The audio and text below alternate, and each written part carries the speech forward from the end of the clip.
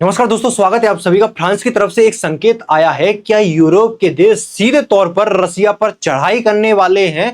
France ने आदेश दिया है अपने सभी हॉस्पिटल्स को, देश के अंदर जो पूरे हॉस्पिटल्स हैं उनको आदेश दिया है कि तैयारियां शुरू कर दो, कभी भी एक बड़ा युद्ध हो सकता है, देश युद्ध में जा सकता है। यानी कि हॉस्पिटल की तरफ से जो भी सुविधाएं दी जा सकती हैं, घायल सैनिक हो गए उनके उपचार के लिए बेड्स की संख्या बढ़ाना, वेंटिलेटर्स, यानी कि हर प्रकार से आप तैयारियां कर कर रखो। इस तरीके से फ्रांस की तरफ से आदेश जारी किया गया है। क्या फ्रांस सीधे तौर पर अब रसिया से भिड़ने वाला है? क्या यूरोप के देश, यूरोपियन यूनियन वाले रसिया से भिड़ने वाले हैं? क्या नाटो रसिया से भिड़ने वाला है, या फिर रूस किसी नाटो मेंबर्स पर अटैक करने वाला है? ये सारी मुद्दे पर एकदम से अब बातें खुल के आ गई हैं सामने। कई सारे आर्टिकल्स जब से फ्रांस ने इस तरीके का ऑर्डर दिया है अपने हॉस्पिटल्स को, तो लोगों के अंदर चिंताएं उठ रही हैं कि क्या अब यूरोप पूरा मिलकर बड़े युद्ध में घसीटने वाला है। यहां पर France order hospitals to prepare for a major engagement by March 2026। मतलब 2026 में होगा क्या युद्ध? नहीं, 2026 तक, यानी कि आज से लेके 2026 मार्च तक इस बीच में कभी भी युद्ध हो सकता है इनके बीच। यानी कि आने वाले 6 महीने में ये आपस में भिड़ सकते हैं, यानी कि अगले महीने, दूसरे महीने, अगले हफ्ते, ऐसा नहीं है, कभी भी हो सकता है। यानी कि 2026 की शुरुआत में हो, 2025 के लास्ट में हो, तो ऐसी संभावनाएं बन रही हैं। क्योंकि सिर्फ फ्रांस ने नहीं कहा है ये सब चीजें, सभी यूरोप के देश हैं कहीं ना कहीं अपनी तैयारियों को मजबूत करने में लगे हुए हैं। जर्मनी, यूके और नाटो। क्या अमेरिका के बिना यूरोप के देश रसिया का सामना कर पाएंगे? ये बड़ी बात हो जाती है कि यूरोप आज भी जो पीछे चलता है अमेरिका के, उसी की सिक्योरिटी में चलता है। अगर अमेरिका साइड हो गया तो क्या ये अकेले मिलकर रसिया का सामना कर पाएंगे? जो कीर स्टारमर है वो ट्रंप से मिले थे, ट्रंप ने उनसे पूछा था कि क्या मेरे बिना रसिया से लड़ पाओगे, तो हंस के ही करके बोल दिया कि यार तुम्हारे बिना कैसे लड़ पाएंगे सर। तो इनकी क्या वास्तव में हिम्मत है कि रसिया से जाकर भिड़ जाएं? बाकी देखना होगा कि कितनी इनके अंदर पावर है। सभी चीजों पर चर्चा करेंगे। यूरोपियन यूनियन का जो मिशन है, जो ऑफिस है, जो कीव में, यूक्रेन में, और ब्रिटिश काउंसिल की जो बिल्डिंग थी उन पर रूस ने स्ट्राइक की कीव में, तो इन पर भी जाकर मिसाइल फूटी। तो कुछ इस तरीके से इन्होंने, देखो तस्वीरों में दिख रहा होगा कि इन्होंने एलईडी पे लगा रखा है। तो यहां पर रूस तो कुछ नहीं देख रहा कि किसका ऑफिस है, यूरोपियन यूनियन का है, ब्रिटिश का है, किसका, जो आएगा मिसाइल की आड़ में वो डिस्ट्रॉय हो जाएगा। तो रूस तो पीछे झुकने को तैयार नहीं है, चाहे वो यूरोपियन थिंक टैंक हो, चाहे वो अमेरिकन थिंक टैंक हो। बहुत सारे ऐसी संभावना भी जता चुके हैं कि आने वाले कुछ सालों में रूस इन देशों पर हमला कर सकता है, ऐसी पॉसिबिलिटीज हैं। और इसीलिए फ्रांस तैयारियां कर रहा है आने वाले समय के लिए। क्या ये आने वाला समय बहुत जल्द होने वाला है? क्योंकि रसिया और बेलारूस ड्रिल करने वाले हैं सितंबर के महीने में। जो फ्रांस है वो अकेले जाता है या नहीं जाता, या पूरे यूरोपियन के देश जाते हैं, वो देखना होगा। जो फ्रांस ने ऑर्डर दिया है अपने हॉस्पिटल्स को कि तैयारियां शुरू कर दो, जो हेल्थ मिनिस्ट्री है उनकी तरफ से लेटर आया कि कभी भी युद्ध में देश जा सकता है। मार्च 2026 की यहां पर इन्होंने डेडलाइन दी। और ये जो हेल्थ मिनिस्टर हैं इनके तरफ से पूरा जो एक लेटर आया था हॉस्पिटल्स के द्वारा कि चाहे वो विदेशी सैनिक हो, चाहे फ्रांसीसी सैनिक हो, विदेशी सैनिक यानी कि यूरोप की कंट्रियों के भी सैनिक जो नाटो मेंबर हैं या यूरोपियन यूनियन के हैं, वो सैनिक जो बॉर्डर पर लड़ेंगे, वो घायल होंगे तो उन्हें तुरंत उपचार के लिए लाया जा सके। इस वजह से आज से ही तैयारियां शुरू कर दो, क्योंकि ये संभावना कभी भी यहां पर बन सकती है। जो मेडिकल फैसिलिटीज हैं वो, चाहे वो एयरपोर्ट हो, चाहे वो पोर्ट हो, बस स्टैंड हो, रेलवे स्टेशन हो, इनके आसपास विकसित की जाए, जिससे एक घायल सैनिक आया तो तुरंत उसे उपचार मिले और तुरंत जिस देश का है उसे वहां पर पहुंचाया जा सके। तो इस जगहों पर बनाने की यहां पर कही जा रही है। और जो नाटो के मार्क रूटे चीफ हैं नाटो के, इन्होंने भी कहा था कि हमें अब हथियारबंद होना पड़ेगा, यानी कि अब मजबूती के साथ और अच्छे हथियार लाने पड़ेंगे हमें। और इसके अलावा हमें रूसी भाषा सीखनी पड़ेगी। रूसी भाषा सीखने से मतलब है कि रूस जो भाषा समझता है उस भाषा में ही हमें जवाब देना होगा। रूस की भाषाओं को हमें सीखनी पड़ेगी कि रूस ऐसे नहीं मानने वाला। और वहीं जर्मन जो गवर्नमेंट है, इन्होंने अपने टीचर्स उनसे कहा कि जो बच्चे हैं ना, उन्हें तैयार करो वॉर के लिए। कैसे?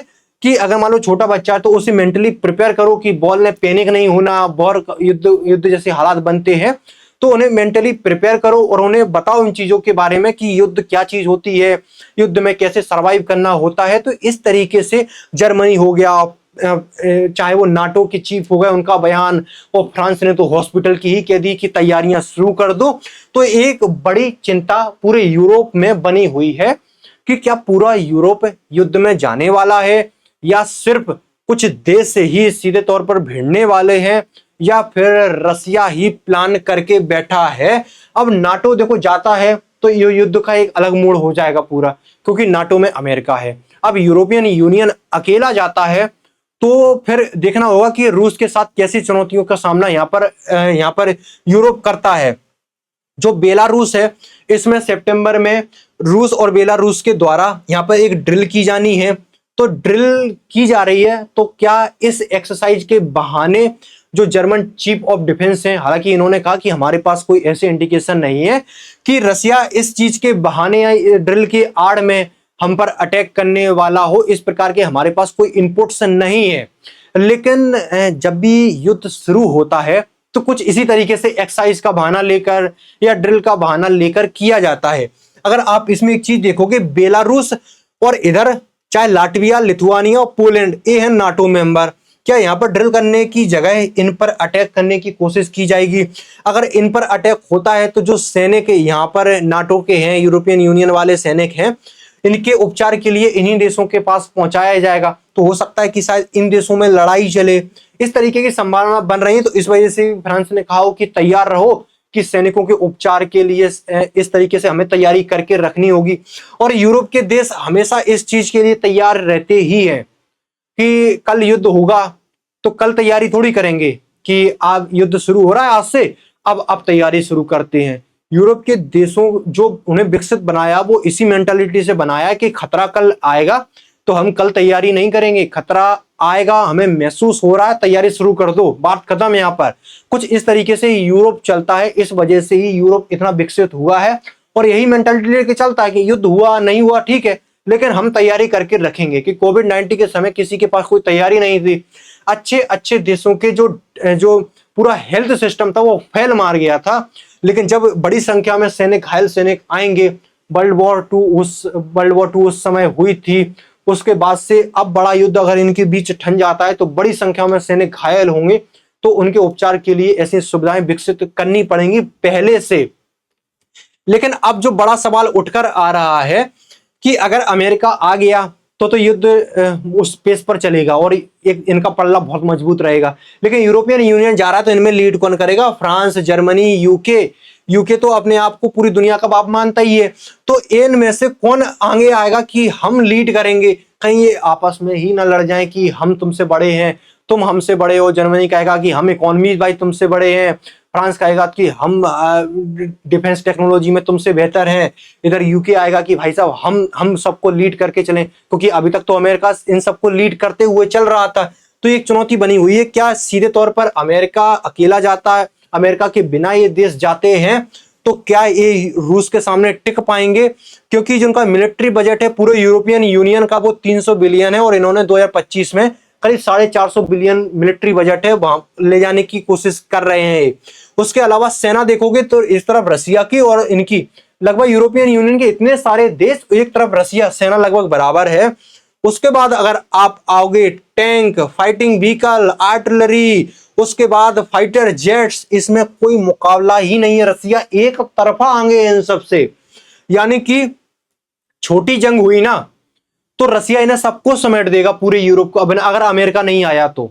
लेकिन अगर बड़ी जंग चली गई तो रसिया जो मात खा जाएगा वो खा जाएगा पैसे से, क्योंकि इनके पास अच्छा खासा पैसा है और आज ये डिफेंस में सिर्फ 2% यूज करते हैं अपने पैसे को। और अमेरिका यही चीज तो कहता है कि अपना जो आपका जो पैसा है आपके बजट का वो 5% तक लेकर जाओ, क्योंकि मैंने ठेका नहीं ले रखा तुम्हारी सुरक्षा का। क्योंकि अमेरिका अपने डिफेंस का बहुत सारा पैसा इन सबकी सुरक्षा में खर्च करता है। सेना इनकी यहाँ लगी हुई है अमेरिका की कि अपना भी बजट बढ़ाओ, और ये बहुत कम बजट, बोले हम पैसा लगाते हैं, हम सुरक्षा देते हैं और तुम अपने पैसे का बढ़िया विकास में यूज करते हो अपने देश में, और हम तुम्हें सुरक्षा दे रहे हैं। तो ये देश पैसे के मामले में शायद लंबी वॉर चलेगी तो उसमें रूस को मात दे जाए। कि क्यों? क्योंकि लंबा वॉर चलेगा तो रूस की इकोनॉमी नहीं है कि इतना लंबा वॉर झेल पाए, क्योंकि लंबे युद्ध में अगर ये सब देश उलझते हैं तो बहुत सारा पैसा हर दिन खर्च होगा पूरे युद्ध में लड़ने के लिए, क्योंकि हथियार बनेंगे, नए नए एडवांस हथियार खरीदे भी जाएंगे।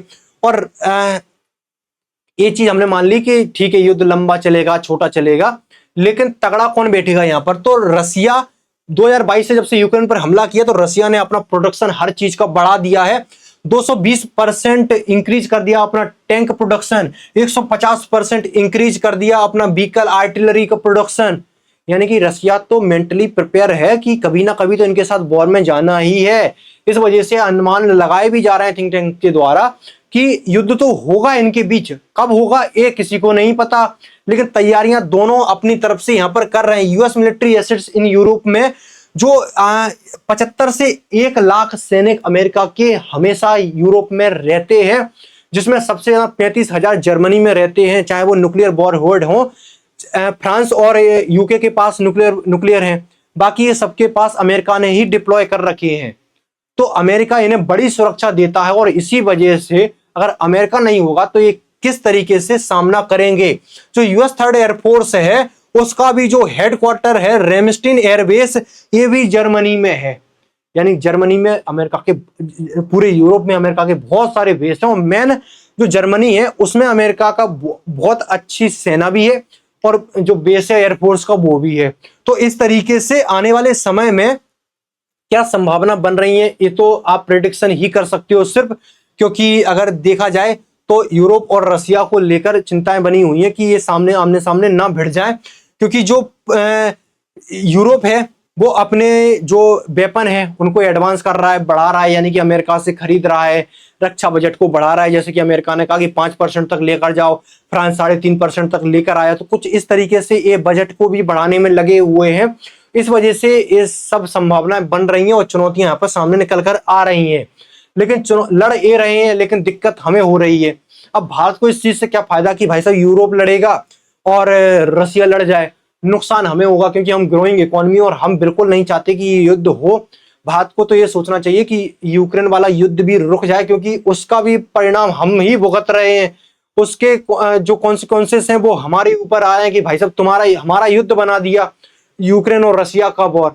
मतलब ट्रंप ने भारत और पाकिस्तान का वॉर रुकवा दिया, लेकिन रूस और यूक्रेन का वॉर नहीं रुकवा पा रहे हैं क्योंकि ये भारत का युद्ध है। तो यानी कि क्या चीजें चल रही हैं आपको खुद समझ में नहीं आएगा कि हमारे हिसाब से जो भारत के लिए जरूरी है वो है कि युद्ध रुके, क्योंकि भारत की जो इकोनॉमी है, अगर यूरोप में या नाटो में ठन गया रसिया के साथ तो 10-15 साल के लिए बहुत भयंकर मंदी आ जाएगी, और जो हमारी इकोनॉमी जो ट्रैक पर चढ़ी हुई है वो पटरी से उतर जाएगी। यानी कि सुनहरा अवसर है हमें अच्छी ग्रोथ करने का, लेकिन अगर ये युद्ध में चले गए देश तो पूरी तरीके से हमारी इकोनॉमी पर असर पड़ेगा। इस वजह से युद्ध शांत हो और शांति आए, और पुतिन भी यूक्रेन वाला जो पीस है वो कर ले। बाकी क्षेत्र है वो तो ये नहीं छोड़ने वाले। बाकी देखते हैं कि क्या कुछ यहाँ पर होता है। जैसे कोई न्यू अपडेट आती है आपको इस चैनल पर मिलती रहती है। Thank you so much.